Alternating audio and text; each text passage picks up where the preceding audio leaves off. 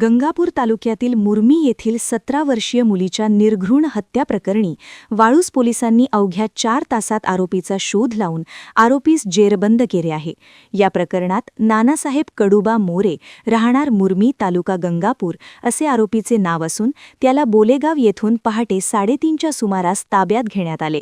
आरोपी व वैष्णवी यांच्यातील जुन्या मैत्रीतून आणि त्यानंतर निर्माण झालेल्या वादातूनच हा प्रकार घडल्याची माहिती तपासात समोर आली असून यावेळी वरिष्ठ पोलीस अधिकाऱ्यांच्या मार्गदर्शनाखाली पोलीस निरीक्षक शिवचरण पांढरे यांनी तपास पथकाला सोबत घेऊन आरोपीस ताब्यात घेतले व या प्रकरणी आरोपीला न्यायालयाने 7 दिवसांची पोलीस कोठडी सुनावली असून पुढील तपास वाळूज पोलीस करीत आहेत।